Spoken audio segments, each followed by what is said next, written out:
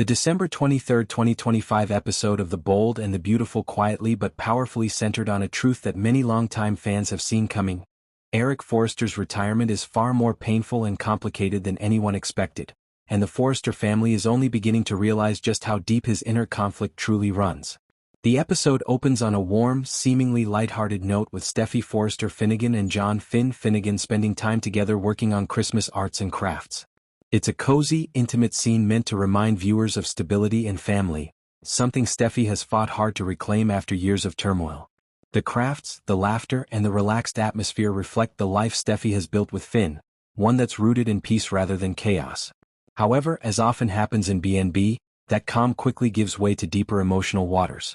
What begins as playful conversation soon shifts when Eric's retirement comes up. Steffi's tone changes almost instantly. Her smile fades just slightly, signaling that this subject weighs heavily on her mind. She admits to Finn that she believes retirement may be harder for Eric than anyone anticipated. At first, Steffi had truly believed stepping away from the daily grind of running Forrester Creations might be a relief for her grandfather. After all, Eric has spent decades carrying the weight of the company, navigating family betrayals, fashion wars, and personal heartbreaks. In Steffi's mind, retirement was supposed to be a gift, a chance for Eric to finally breathe. But reality has proven very different. Steffi starts to recognize that Eric's entire identity is tied to his work. For him, Forrester Creations isn't just a business. It's his legacy, his purpose, and the language through which he's always expressed love, pride, and self-worth. Removing that daily connection hasn't freed him, it's left him unanchored. Finn listens carefully, offering his usual calm and empathetic presence. He understands loss of purpose from a medical perspective, but what Eric is experiencing goes beyond adjustment. This isn't just about missing work, it's about feeling replaced.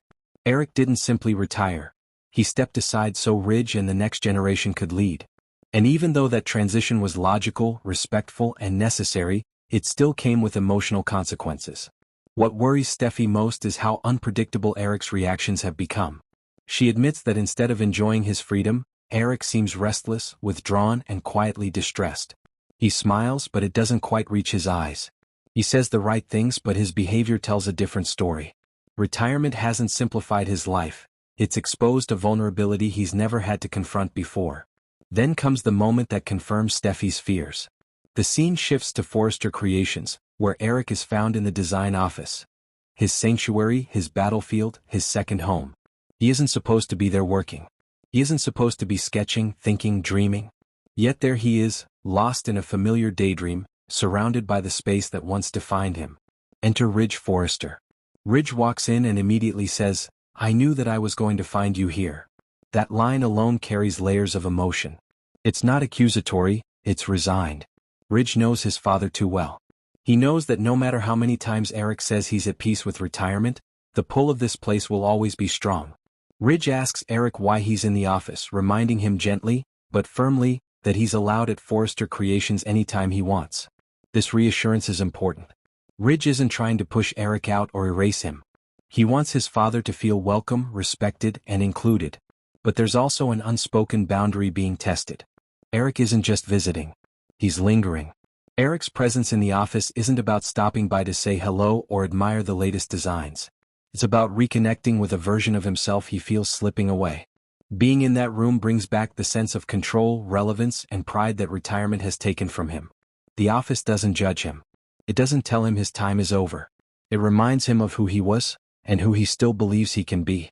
Ridge can see it in his father's eyes. There's an awkward tension in the air because both men are trying to navigate the same truth from different sides.